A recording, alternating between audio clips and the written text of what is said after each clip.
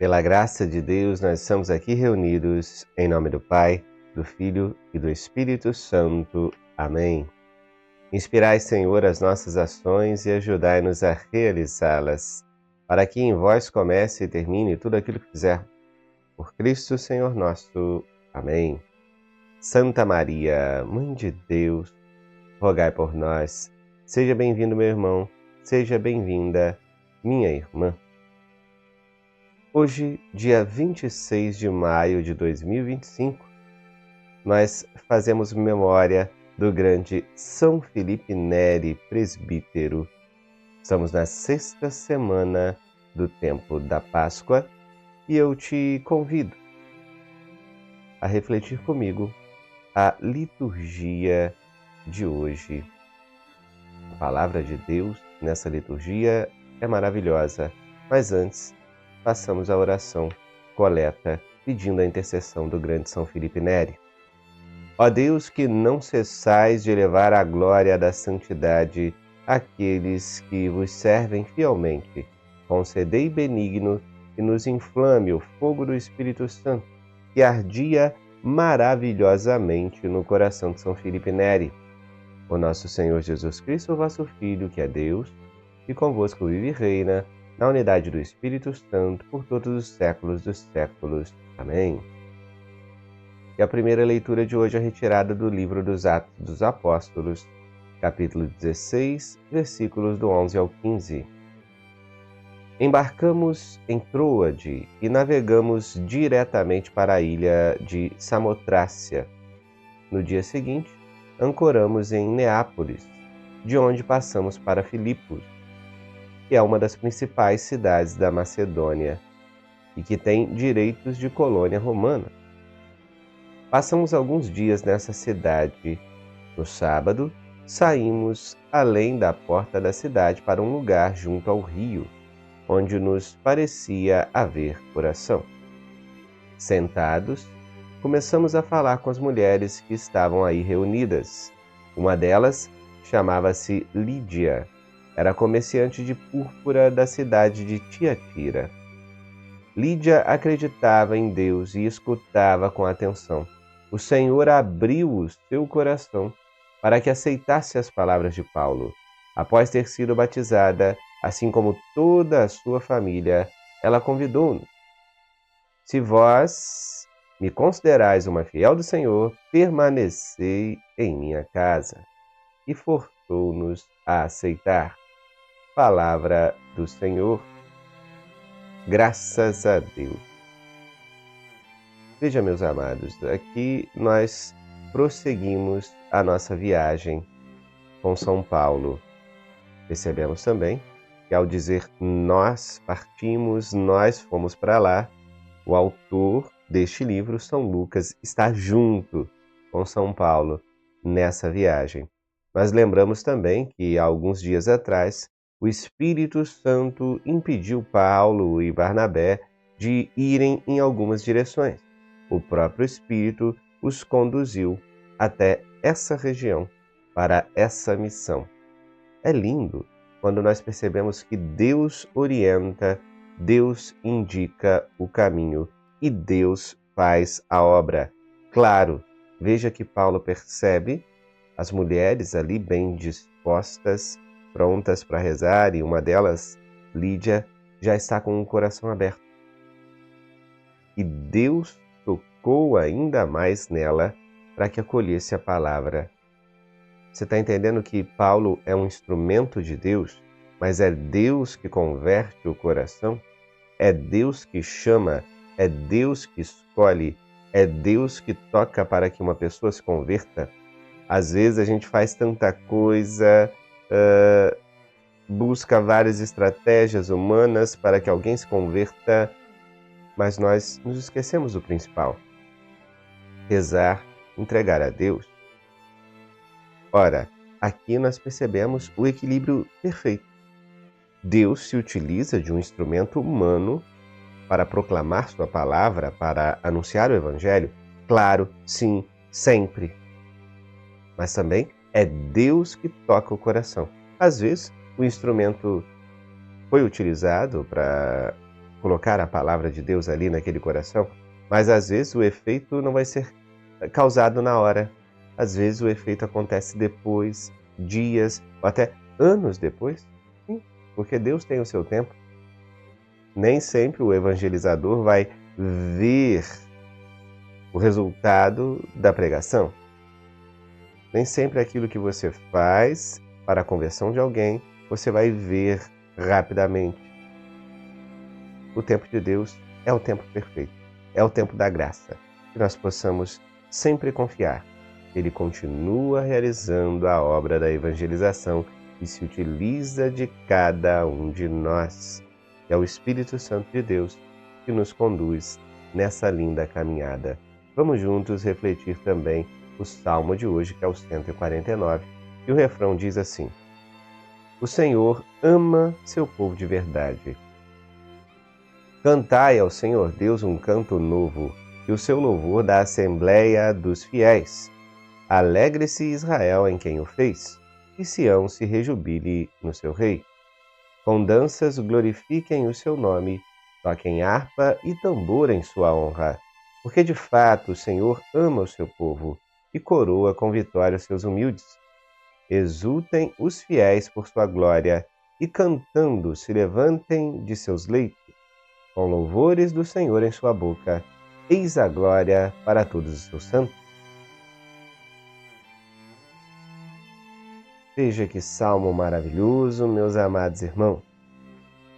Eu gosto muito quando o salmo fala: cantai ao Senhor Deus um canto novo. Muitos salmos dizem isso. E nos faz lembrar que o louvor é atualizado, é o louvor de hoje, porque Deus continua realizando sinais, prodígios no meio do seu povo. A gente não fica olhando somente para os benefícios do passado, mas nós renovamos o nosso louvor a Deus, sabendo que Ele continua realizando maravilhas a cada dia. Deus é bom o tempo todo Deus é bom. Ele eleva os seus humildes, Ele derrama graças, Ele se manifesta às pessoas mansas e serenas de coração. O Salmo diz isso. Também diz que todos verão a glória do Senhor e serão coroados com a vitória, conforme a sua obediência, conforme a sua abertura de coração. É muito bom saber que nós temos um Deus que olha as nossas lutas e que Ele mesmo vem trazer a vitória em nós. Assim como a evangelização da primeira leitura é obra de Deus, a vitória em nós também é graça de Deus. Nós precisamos saber que teremos o nosso esforço, faremos a nossa parte, mas tudo isso é correspondência à graça de Deus. Vai ficar também evidente no Evangelho de hoje. É o Evangelho de nosso Senhor Jesus Cristo, segundo João, capítulo 15, versículos do 26 ao capítulo 16, versículo 4a.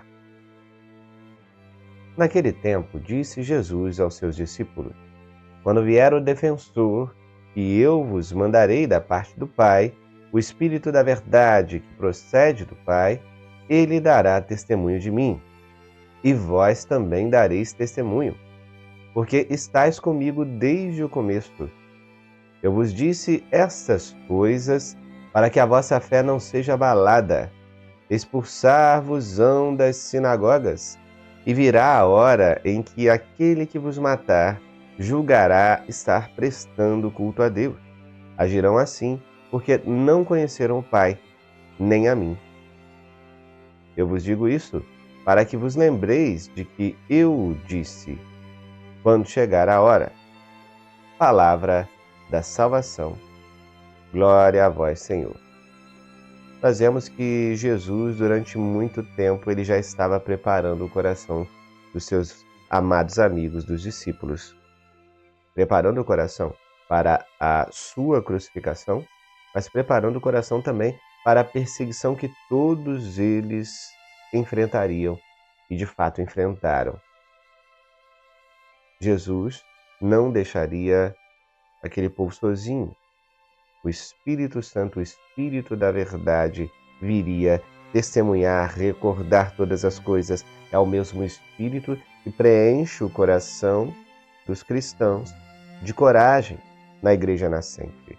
Não só os apóstolos, muitos foram mártires, mas também muitos dos primeiros cristãos, movidos pela força do Espírito, testemunharam o nome de Cristo até o fim.